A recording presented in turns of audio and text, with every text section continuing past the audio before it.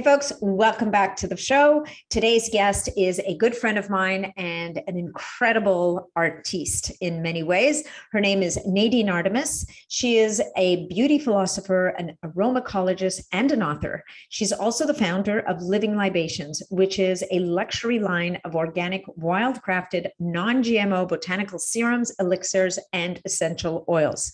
Nadine is also one of the smartest people I know. She is the pure embodiment of a lifelong learner. This woman, when she gets interested in a topic, she dives deeper than people who are even in the field. And in the topic that we're discussing today, which is teeth and oral care, is no different. She's actually written a book on the topic, which a lot of people don't know, called Holistic Oral Care, I believe. It's on her website, which is livinglibations.com. And in this podcast, we really go deep into the teeth, how to care for them, and some facts about teeth that a lot of people don't necessarily know. And I think it's just so valuable because if you've ever had any issues with your teeth or your mouth, we know how distressing it can be. I think visits to the dentist are some of the most stressful visits that people have. For many, many people, there's a huge phobia around it. And there's a lot you can do at home to try and improve your dental health so you don't have to go to the dentist as often, or when you do go to the dentist, you have a better outcome. So I'm not saying you don't go to the dentist. I'm just saying if you take care of your teeth and your mouth at home, you'll have an easier time when you do go to the dentist. So if you enjoy this episode, please make sure to share it with your friends, your networks, anybody who else you think will get value from it. And of course, if you enjoy the episode, make sure to leave us a review because that is how we get to reach more people and become more visible. And finally, to reach Nadine, more importantly, you would go to livinglibations.com. You may not reach her herself. However, she's got a whole team of people that offer free consults. So if you have any questions, whether it's on the topic of what we're talking about today, and there are many products, or if you're just got questions about beauty products in general, they've got incredible resources over there. They will share resources with you. They themselves are an incredible resource. So once again, it's livinglibations.com, and you can use discount code longevity to save 10% off your purchase. And I'm going to leave it there. Enjoy the episode. I appreciate you guys. Thank you so much for being here. Hey folks, just a little bit of housekeeping before we launch into the episode. Please remember that all of the information provided in these podcasts is for information purposes only.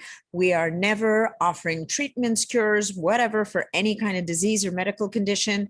Anything you hear about here is going to be intriguing. There's some research around it, but make sure that you check with your medical provider before you go off and do any of this stuff for yourself. All right.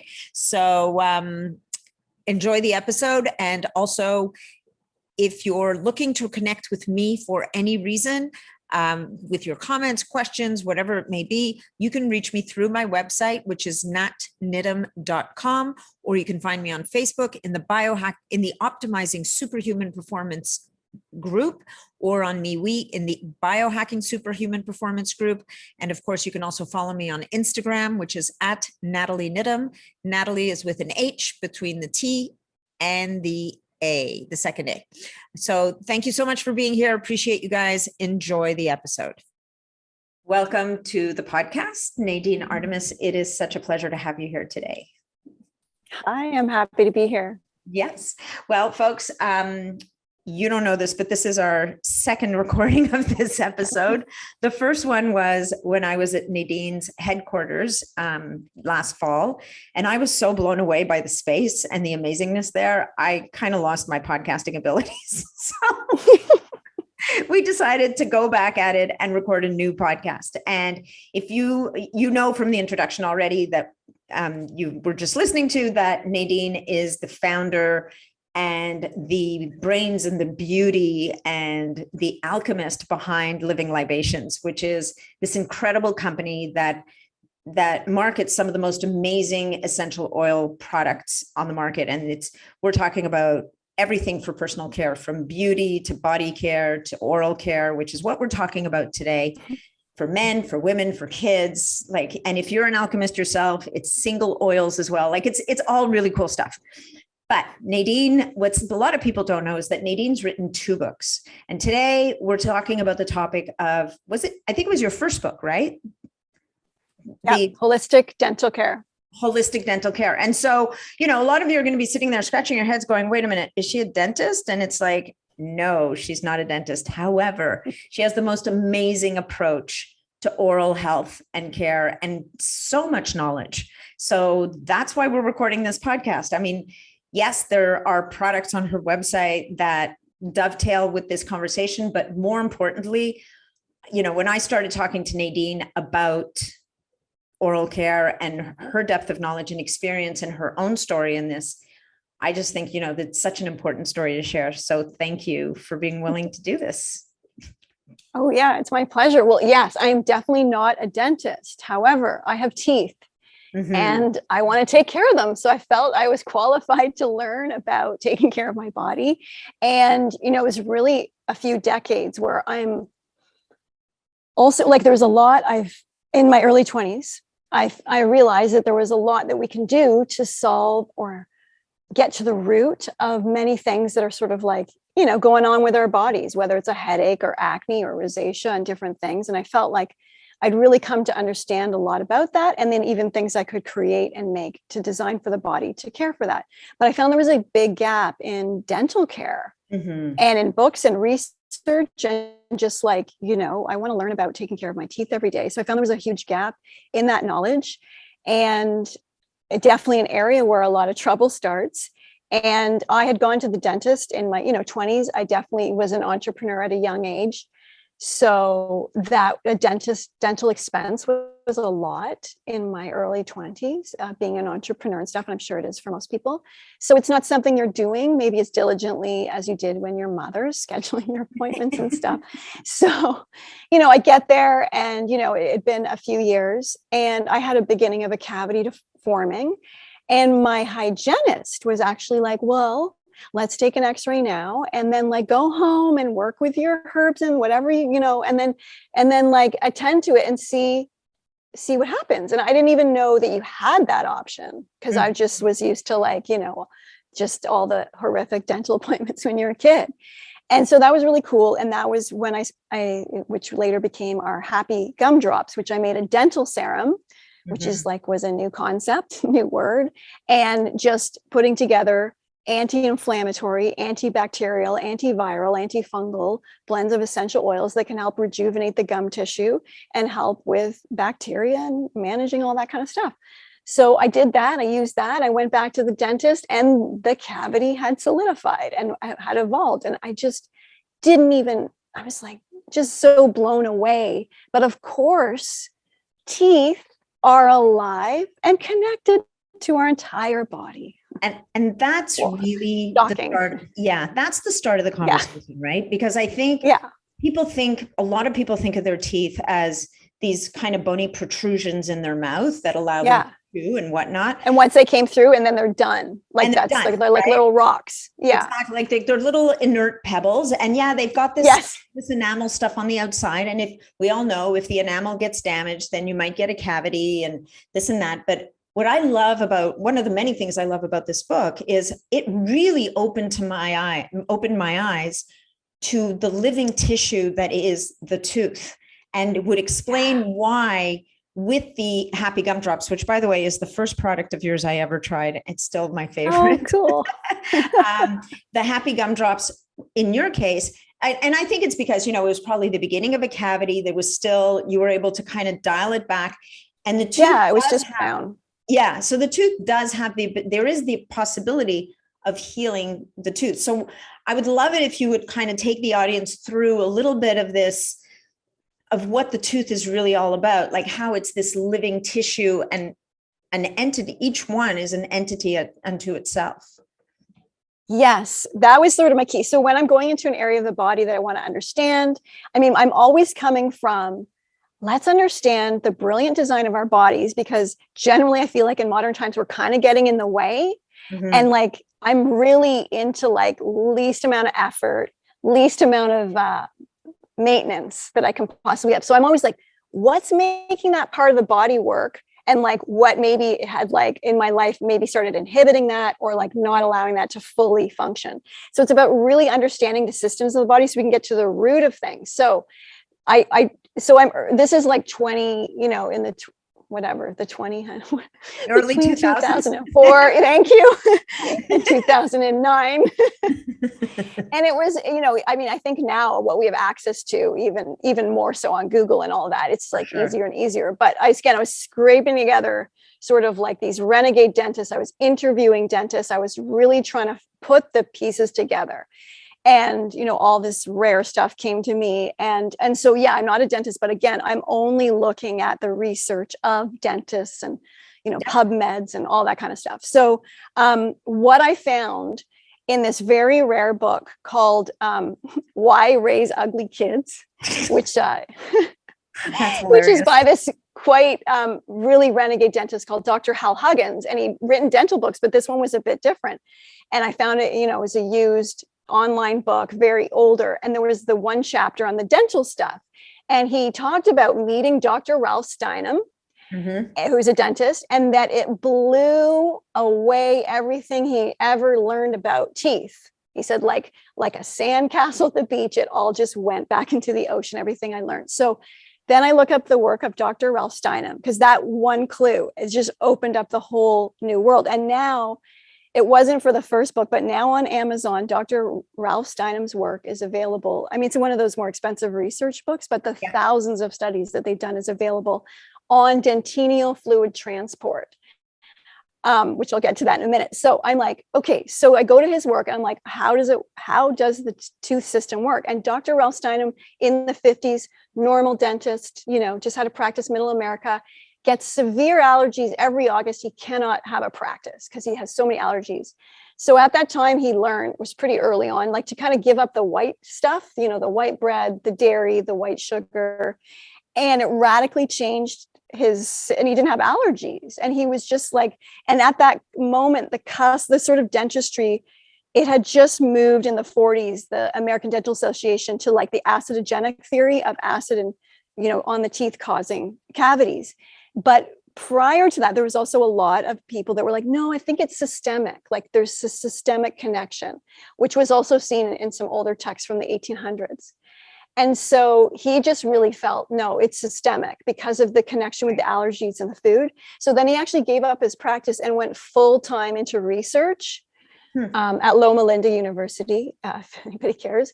And he started with X-ray dye, and of course we're using rats because that's, you know, for human teeth experiments. Apparently it's pretty similar. But so basically through the use of X-ray dye, he follows the track of like chewing food, the substrates in the food, activate, you know, the parotid gland right here by the jaw.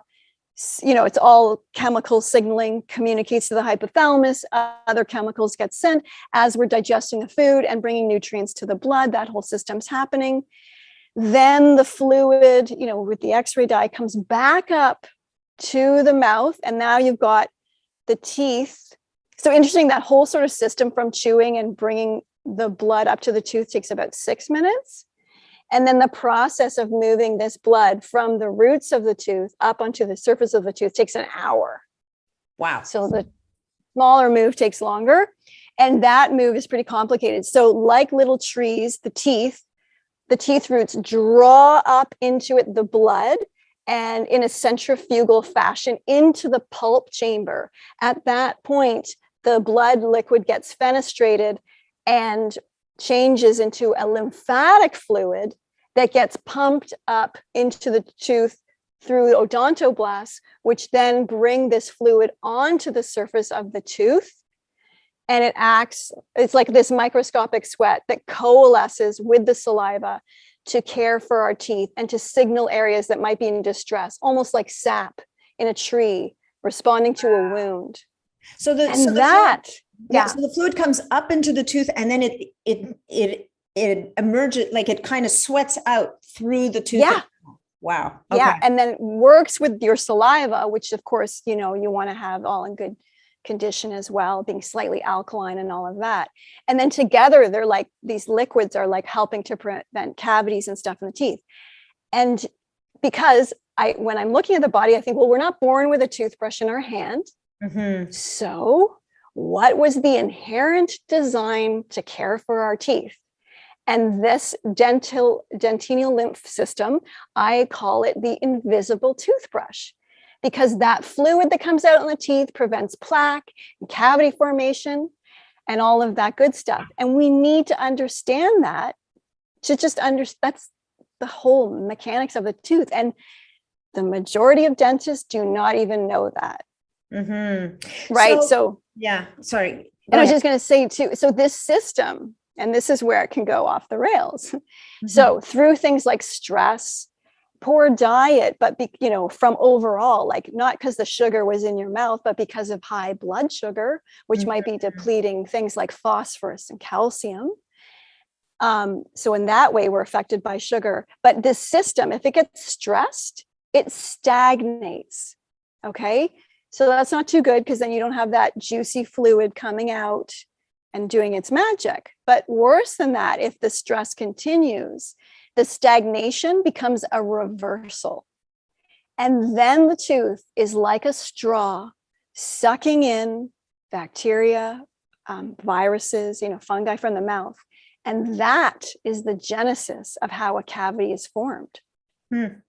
That's amazing. And I think, and that's really where, to what you were saying earlier, this whole issue that it is systemic. It is the diet that you eat that ultimately is going to either enable or disable this whole system from working for you, which I would guess that with our modern diets, very few people really have that pristine diet, whatever it may be. And that's just so interesting. So, okay, so keep going. Tell us more.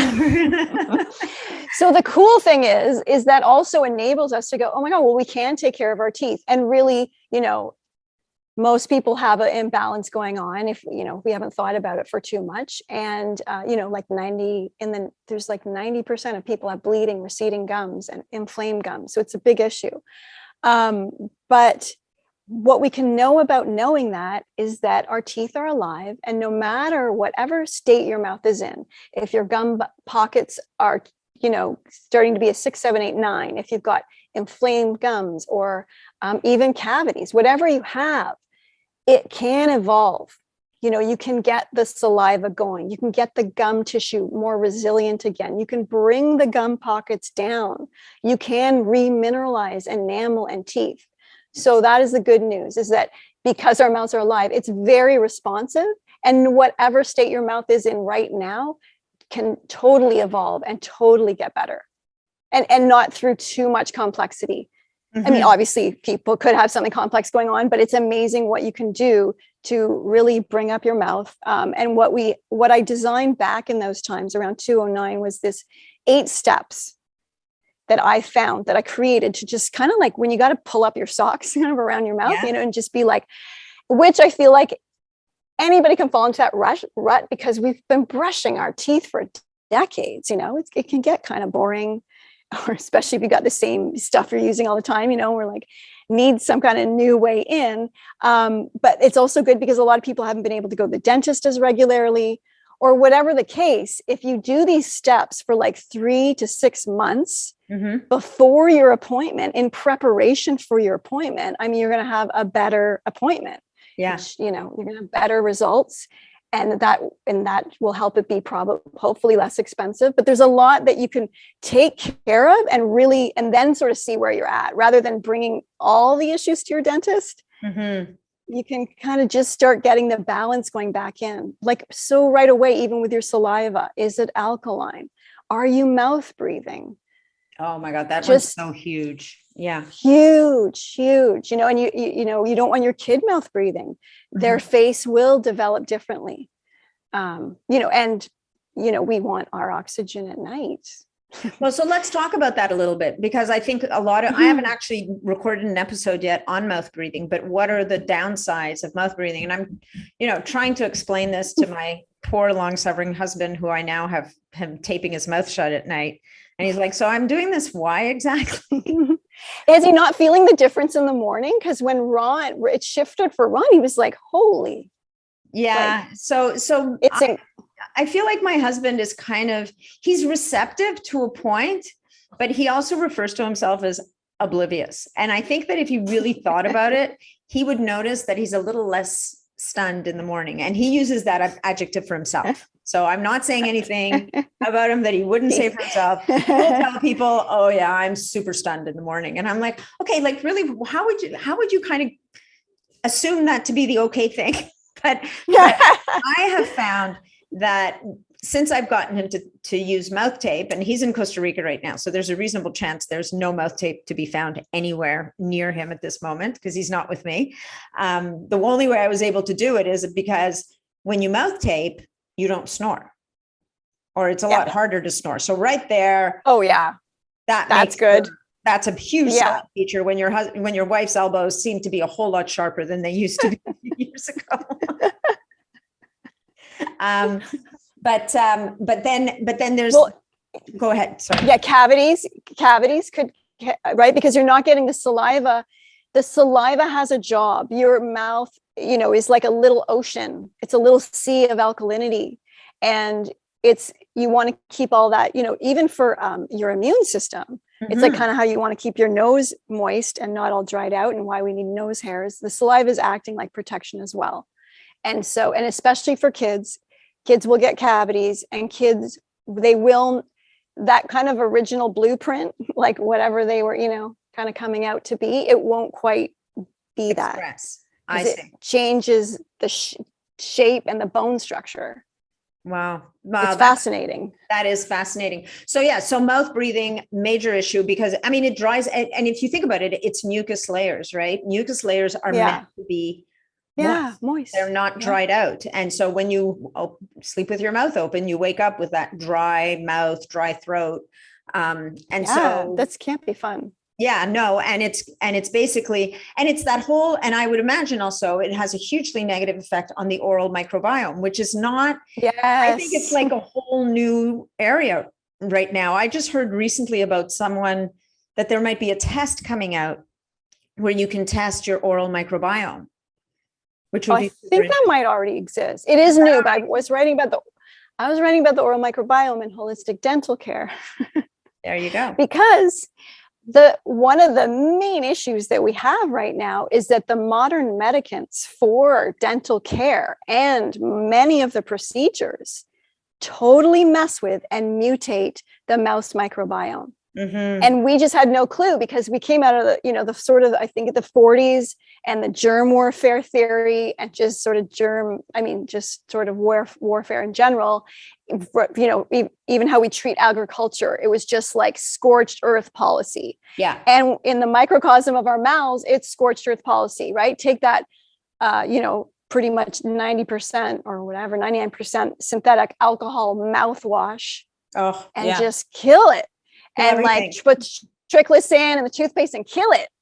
And then we're going to do procedures that multiply and compound pathogens in your mouth, which is, so that's not so good either. So then things that we do, like removing teeth that don't need to be removed. Some journal of dental journal that I don't know the name, but I have the quote in my book, but 67% of all wisdom teeth removal is unnecessary. Well, I remember for me, it was it was a rite so of common. passage. Everybody was getting wisdom teeth out, right? So it was this thing that you had to do. Yeah. I didn't have one that didn't grow in, and I never even thought about it. It literally came in when I was like 35. Oh, you're kidding. Very bizarre. Yeah, I'm like, what? And then late wisdom. So we need our wisdom teeth, because like, it's not, again, our bodies were really brilliantly designed. It's not like, in the year 2000, we're like, we have too many teeth. Like, no, like we're supposed to have enough jaw space, because hopefully we're eating enough to replenish our bones and had vitamin D, that we can have a jaw filled with all the teeth. And you may need that when you're older, because maybe the molar goes out and then that you get another chewing surface or whatever. So we want to keep our teeth, right? Yeah. And then the other thing is that when we do an extraction in the mouth, whether it's, from a wisdom tooth or just an extraction or a cavity that just need to come out or whatever, the practice in dentistry has been to leave the periodontal ligament in place after the extraction. They remove the tooth, but this periodontal ligament is still there. And then the gum grows over that. And the dentist explained it to me that that's sort of akin to giving birth and then just leaving the placenta in the mum. Yeah, because because the gum grows over it. And then what you have a decade later, years later, is a jaw cavitation, which is just like a cavity, but not in the tooth, but in the jaw, because that is rotting and it's sealed over. So you have an that then infection. Yeah. Yes. And it's, a very necrotic infection. It's deep. It's getting squirted into the bloodstream. The other issue that would also really mutate the mouth's microbiome is the practice of root canals. Yes. So, right, in theory, it's kind of a neat concept. We'll just scrape out the rot in the tooth, hermetically seal it, and then the person can still have their original chewing surface. It's, kind of cool idea, but it's a good the concept. reality is that each tooth has miles of microscopic dentin tubules. So a molar, this always blows my mind, 1 molar has 300 meters of microscopic dentin tubules. Yeah. That cannot be sterilized at all. Wow. It's impossible. So from independent studies, we see that even textbook perfect root canals that were not irritating the person and they looked perfect on an x-ray, were not showing any alarms. When those were removed, these perfect ones, it showed 100% necrotic bacteria. So what the studies show is that every root canal is a vector of viral activity. So is it bringing you down? Maybe, maybe not. Maybe your immune system can handle it, right? So it's not always that, eventually, you might have to make a decision about that tooth. If you had a root canal and then things really started to shift for you in that year, it could be related to that. But also a root canal issue can come like 10 years down the road, and it could manifest as an autoimmune issue. So if you have any of these areas, like, a root canal that maybe needs to go, and again, if it's a molar, it's not too difficult of a decision, and hopefully there's not like a whole row of them, but you can leave that molar and you can leave that space. Your face won't collapse in, you're fine. You don't necessarily need to put in a bridge or an implant. If you do ever come to a crossroads where you need an implant, you have to work with something that is like a zirconium. Do not go to a dentist that that has a titanium rod option. That dentist is not current at all. You need something compatible with your immune system.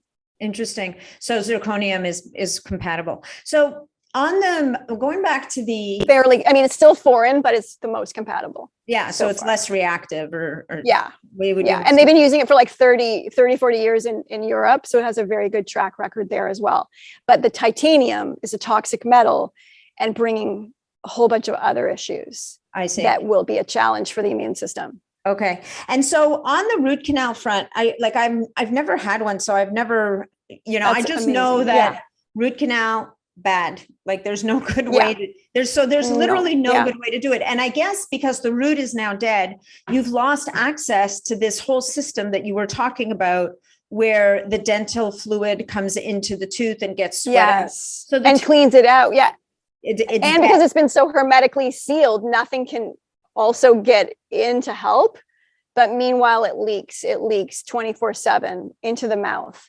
Right. And, there's a Dr. Joseph Eisels, he's in Europe, and he's been really working deeply with cancer people for decades, and he won't begin the process unless they have the root canal removed. Wow. And again, causation is not correlation, because like, for example, there's many, there's 98% of women that had a root canal had the breast cancer on the same side.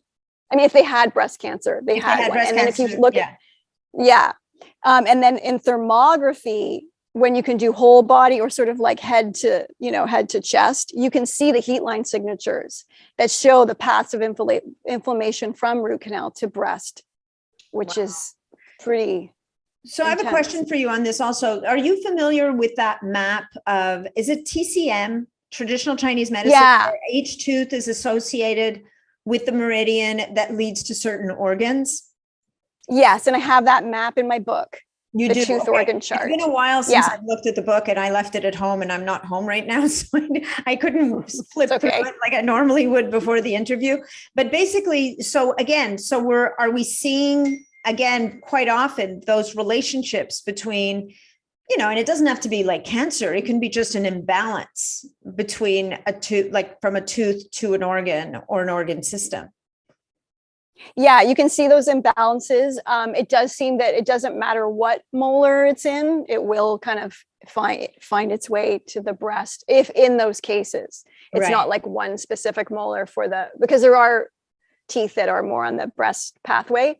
Yeah. But basically, you can know that chart, or you can just know that all the teeth are connected to the body. Yeah. Like on one level, it's just like about knowing that. So also because I'm sure there's a lot of people listening that probably have root canals and that sort of thing. So, so what do they do? So if you've had a wisdom tooth removal, or if you've had extraction sites, or you've got a root canal, all that kind of stuff, you really obviously at that point you need a very good dentist that's a biological dentist, because you're going to want to clean that up. Like a lot of us need a really good visit to a biological dentist, like once or twice, to clean up the past, to clean up our other dentist issues, right? Mm-hmm. And so that's really important. But what they'll do is so if it's already extracted, first they'll x-ray and see, like, was there jaw cavitation, or sometimes it's about slipping in the instrument. And if the jaw is totally mushy, then they know. But the tooth's already gone. So they take the instrument and they'll scrape the bone of all the decay and bring it doesn't hurt though, because you're frozen. And then that brings blood flow and a blood clot to the area. That blood clot is very key to like keeping the area sealed and protected, and you usually can't move for about an hour after the procedure. And then the very good dentist will inject ozone. Yes. And the platelet therapy, which is your own blood plasma, inject it to the area, get all the stem cells going, and then that brings all the healing juice and activity for the next 6 months. If it's a root canal, it's the same, except the tooth will be extracted, and then they will scrape that jawbone. It's the same thing. And then that area, you don't have the tooth anymore, but you don't have a dead organ sitting in your mouth causing disease. Okay. Which is good. Yeah, no, that sounds really good. Yeah. I apologize for the pinging, guys. I can't find it. I didn't hear it. You can't hear. Okay. Maybe it's just on my side. Good. I thought I had closed everything off. Okay. Well, I love that there's a solution, right? Yes. The last thing we want to do is present people with a problem and not leave them with the solution. Oh, I'm all about the solutions. Absolutely. So you were talking about, you were also talking about how we can help to support kind of like re-enamel the tooth. And there's very specific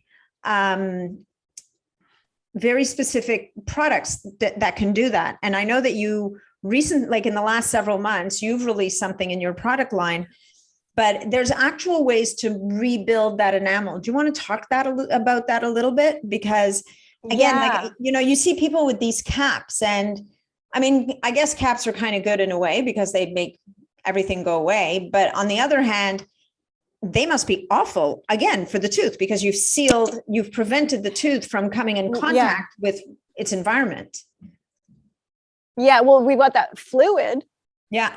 Although not all veneers block the fluid. It's kind of detailed, but it is interesting. But also we've blocked the respiration, because everything, every pore, like our eyes, like everything kind of breathes. Even the planet breathes, right? And so the tooth kind of breathes. You have to use a little bit of imagination, but it's a real thing. I don't know the actual scientific word, but there's like this in and out for all the areas of our body.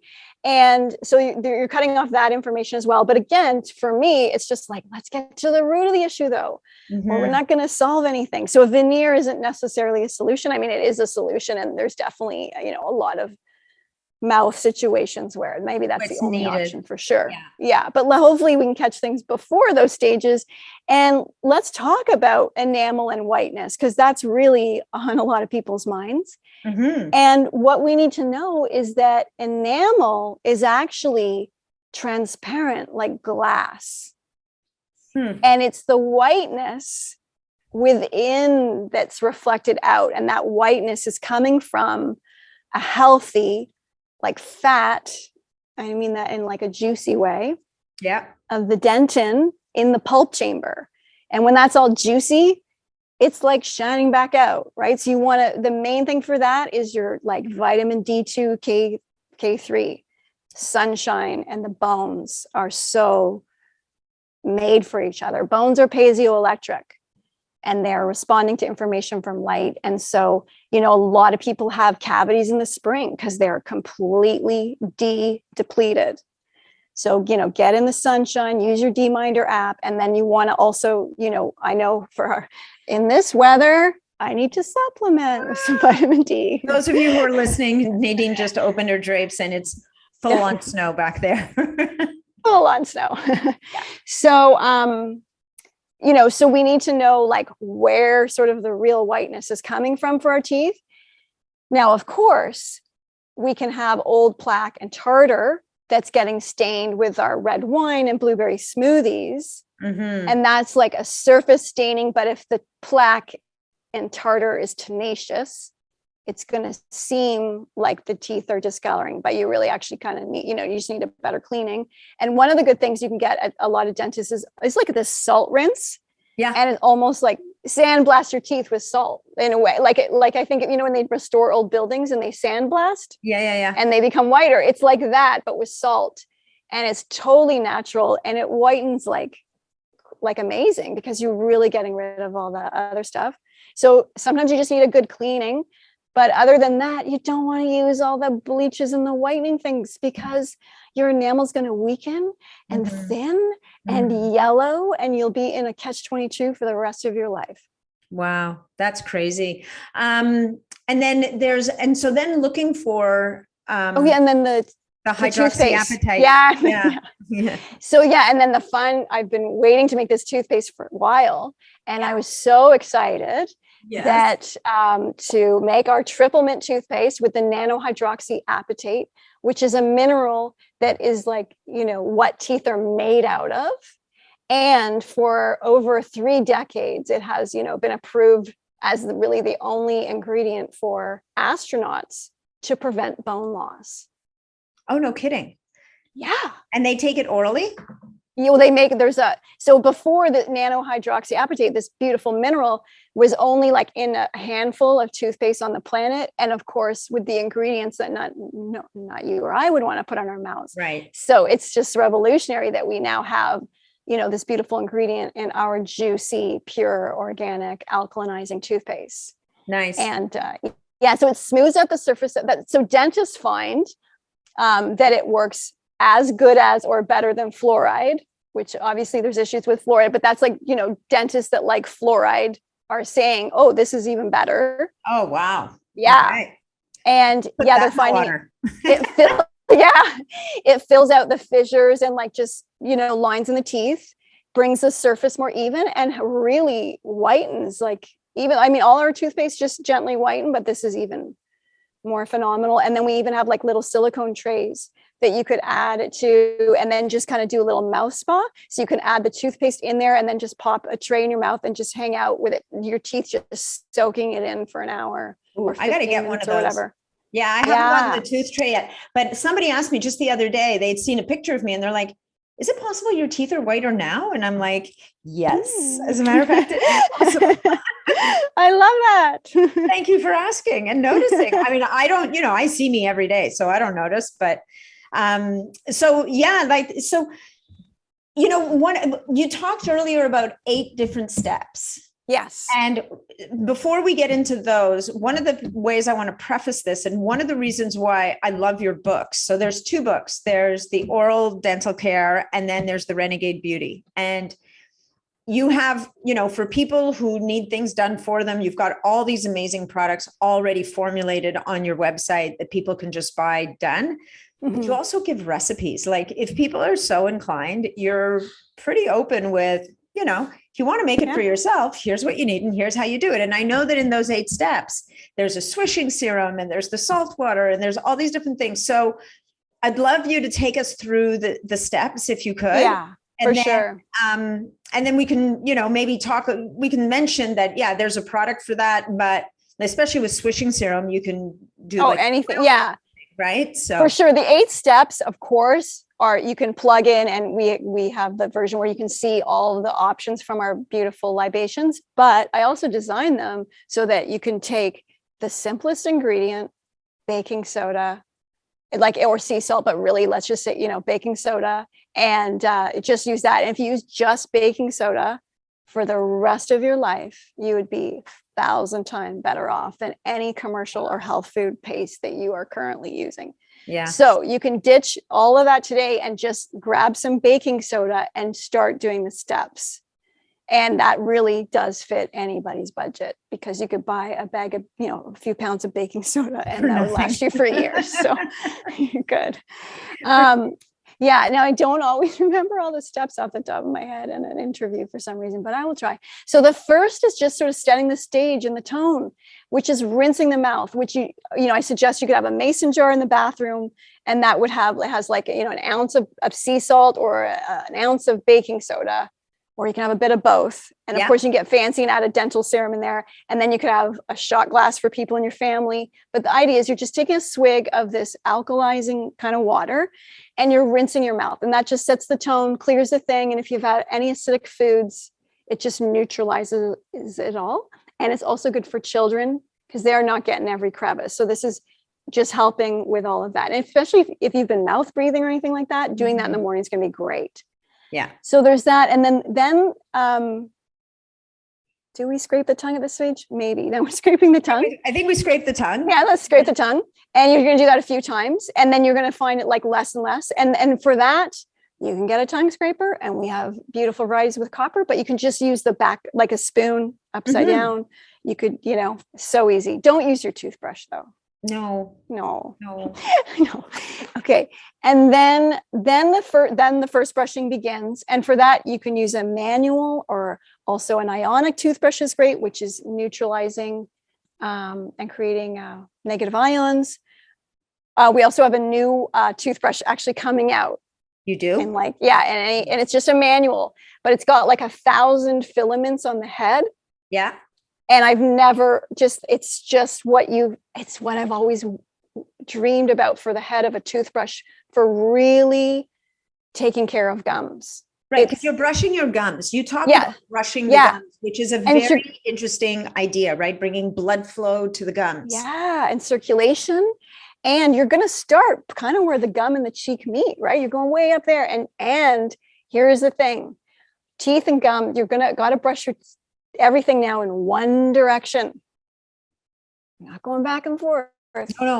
So it's like top of the gum, down, then a slight lift, and then down. And then if it's the bottom row, it's the gum up. But we're not back and forth like, grease. No. So we're brushing the gum basically we're basically brushing the gum in the direction we want it to go. Exactly. Not the wrong way. Exactly. Yeah. And that is so key, because the sulca, where the gum and the teeth join, is like, the marriage we must protect.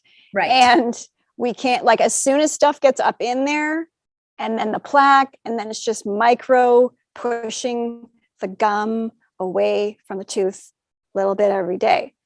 And in my book, I talk about, we want our gums to be like beautiful turtlenecks for the teeth. Mm-hmm. And we don't want to get into a cowl neck situation. Right. Yeah. There's a picture. And that's, yes. Yeah. And then if your dentist is like, oh, your gum pockets are, you don't want to get above a 3. And so if they're saying, oh, your gum pockets 6, 7, 8, 9, that's your gum pocket. That's the sulca where they're joining. And as that gum moves away, it exposes enamel that is not the same. It's more vulnerable. And then you can get prone to like some gum line cavities, that kind of thing. Right. So that area is very key. And we also have as like one of the 8 steps, which is just sort of extra steps you can do. So I'm just jumping ahead to 8. We have this dental syringe that's blunt tipped. It's basically like a little needle, a little peptide needle, but with a blunt tip syringe. And then you can put the dental serums or that baking soda water or a 3% hydrogen peroxide solution with your baking soda water or probiotics or spermidine, whatever you want, right? Gums. Yeah. Little and then you're going to 5.7 maybe. Yeah. And then you can just flush out the, if you do have a receding pocket, and then and you're going to do that proper brushing, and then eventually it's really healing for the gums. And then you can put on that dental serum, which is delivering all those antibacterial, antiviral, helpers. Okay. So then you've done the manual brushing, which is like kind of stimulating your gums and getting that circulation going, almost like dry brushing the body, but like the little micro area of the gum, and it's not going to be dry because it's in your mouth, but kind of a metaphor. Yeah. And then the next step is like the electric polish phase. Okay. And we have really great toothbrush that they're electric, they're sonic, there's no EMFs. Yeah. And they're so good at plaque removal, the design of and everything. No, and then that is like, I always think, and the angle of it is fantastic. I own one. They're amazing. And it's so good to get in behind the front teeth. Like I find both of those are areas that need a lot of extra care because there's also glands there, especially below the bottom ones. And that I always think of in my head is like, you remember that like sort of janitor cleaning the gym floor? It's like the polisher. That's what you're doing for your teeth. And you're really polishing them and polishing the tops and getting them all shiny and removing all that plaque. And then you're going to floss. And then the really fun thing about the floss, and again, you could add in a way, you could wet it and even get some baking soda up there to get some grit and alkalinity. But it is really nice to take one of those dental serums. Yeah. And then, or even that in our triple mint nano hydroxyapatite toothpaste, because then, well, first you're going to floss and with that dental serum, get it all. And I say floss twice. People ask why. I'm like, well, when you do it the second time, you'll know exactly why. Because there's just more stuff coming out. And you have to do that for a few months, to really clean. But then you could do things, even taking that nano hydroxy and then putting it up into each tooth and just letting it stay there, and it will dissolve, but just getting all the crevices of your mouth really clean. And then there's the flossing, and then you're going to rinse again, just to rinse all that away. And then you can do those extra things. So looking, is there an area that needs a little massaging with a gum serum? Does it need the dental syringe? Or then you can finish it all off with, some oil pulling for 10 minutes, which you can just use MCT oil, coconut oil. You could add a probiotic to that. You could add spermidine to that. You could add a drop of peppermint to that. We also make swishing serums that we have all those juicy things in there, including like CoQ10 and stuff, if you feel like having something ready-made and really powerful. But there's so much, that you can just do with water, baking soda, sea salt. It's amazing. So you've mentioned spermidine a couple of times, and we are both huge fans of Primadine, specifically with spermidine, because there's nothing in that capsule that you wouldn't want to ingest, right? There's no surfactants, there's no talc, there's no nothing. I personally, my spermidine, I pop open my capsules, I drop the contents into a little bit of yogurt at night with a bit of glycine, and that's my little magic sleep stack kind of thing. But I love that. Yeah, it's really, and it's yummy with some cinnamon. And it's really just a tablespoon of yogurt. But let's talk a little bit. You keep mentioning it for oral care. And so people think of spermidine as something that they would ingest, you would eat. But I think a lot of people don't appreciate, and I know that you're in your lab, you're working on a bunch of different new things, but spermidine also has applications for topical application, right? And I wish we had some of the studies from Leslie to quote right now, but there was, topically applied to the skin, it makes a big difference. Like it's worth it. It's worth it taking it internally, but it's worth it to put it what am I saying? Topically on the skin. And you can even just open a little bit of a capsule and mix it with our toothpaste or your baking soda. And it's really great for the gums and teeth as well. And I believe Leslie has some studies that even back that up, which maybe we could link to. Yeah, no, that would be great. I'll ask her to, I'll ask for them, and maybe we'll link them in the show notes. And so the oil pulling is kind of it's the grand. I think so. Yeah. And again, right? There's debate over doing it before or after, but I'm like, oh, let's just totally do those 8 steps and cleanse and then oil pull. Because then you're not just oil pulling the day's debris. Like, let the oil pulling do the deeper work and a cleaner mouth, I say. And it's a miracle for white teeth and gum health. I've really seen it transform people's mouths after, doing it for 2 to 4 weeks. Amazing. And so are there specific essential oils? I mean, there's the peppermint, obviously. Yeah. That is fabulous. But are there other specific essential oils that are really good, particularly good for the microbiome in the mouth? Because again, when we think about a microbiome, we don't want to go too hard on the antimicrobials. It's like taking too much oil of oregano for your gut. Yeah, we don't. And here's the great thing.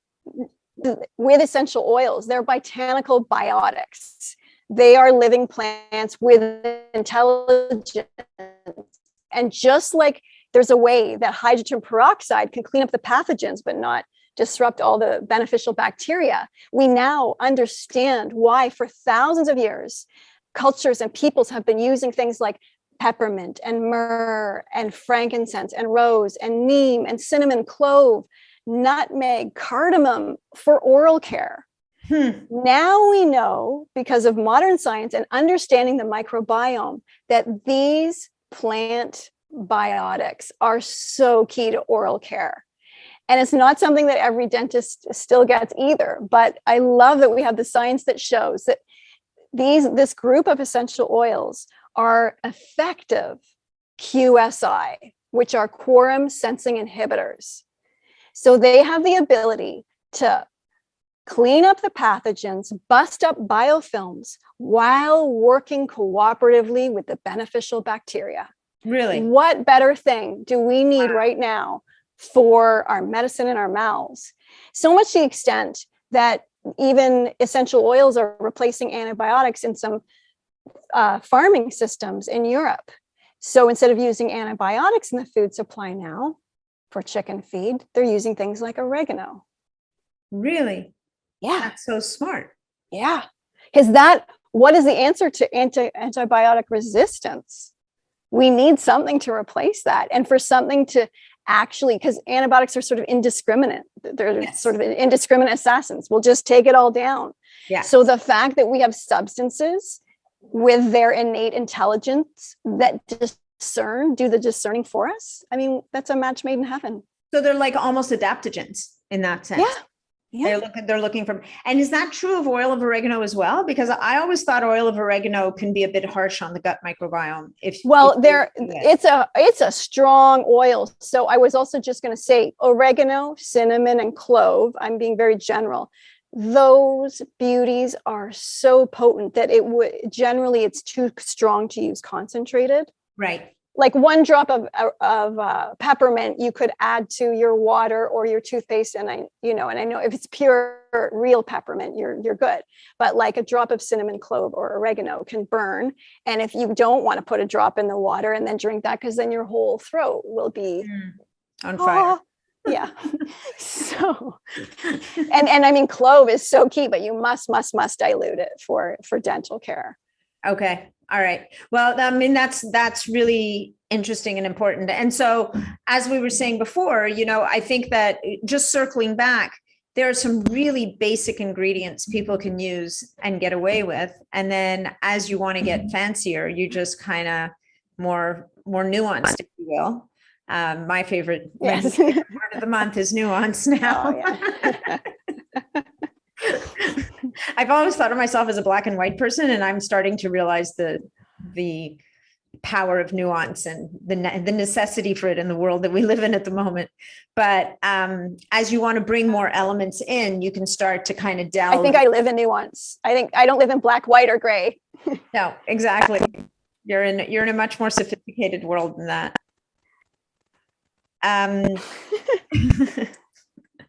For sure.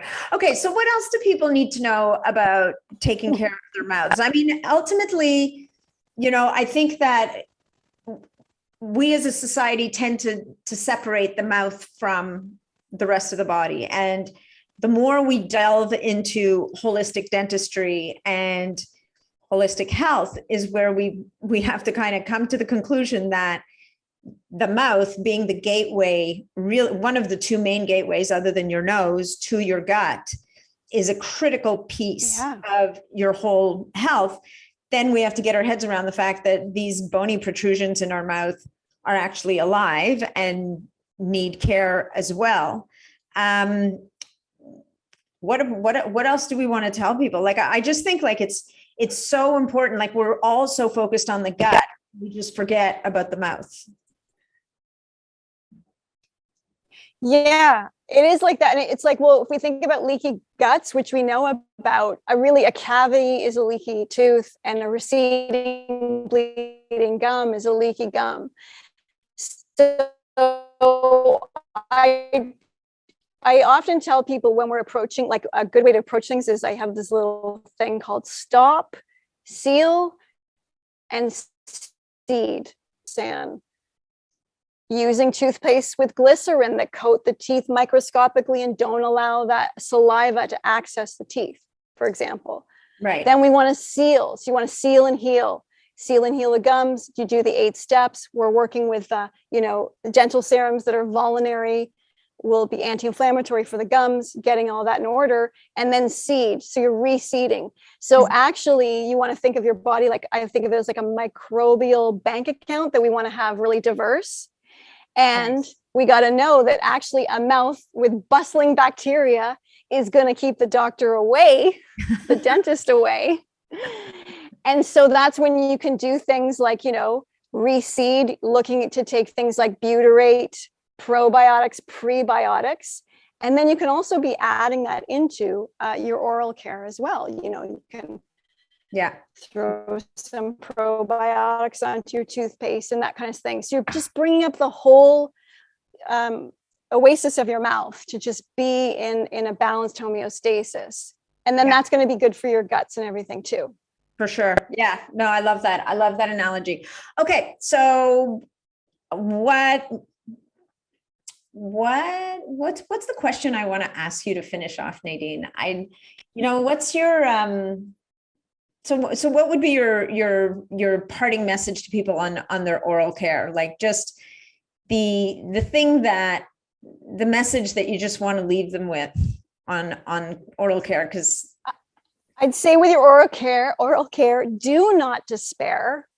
I know that, the mouth can seem like a dark, scary place, and we can get scared because we don't always know what to do. And it's like, and, it can be devastating or painful. And, lots of our mouths, it's a vulnerable spot.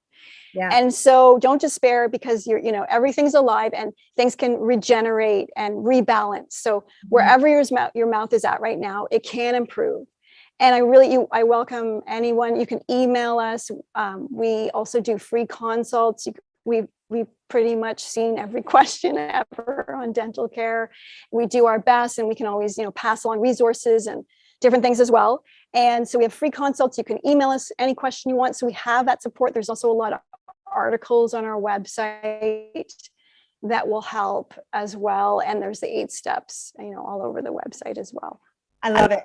I love it. And that's such, I love what you just said here, this whole idea that you can heal. Like, you can heal your mouth, you can heal your teeth, because I don't think that's something that we've historically been taught.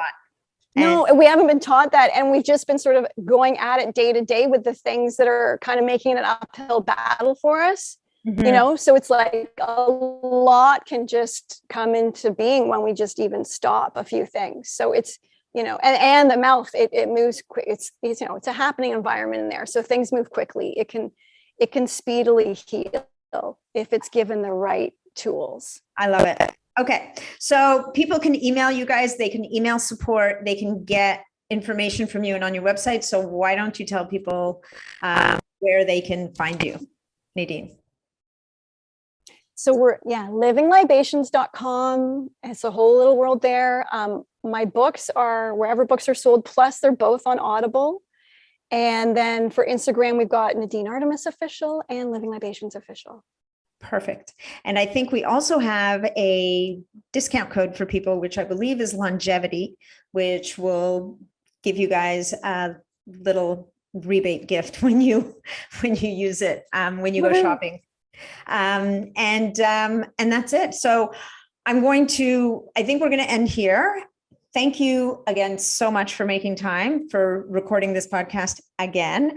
To our listeners, we've had a bit of a wonky internet service here in the DR where I'm recording. There's big wind outside, so you may find the audio a little choppy on this episode, but Nadine, thank you so much for your time and for sharing your wisdom. And I look forward to talking to you again about the other book real soon. Bye.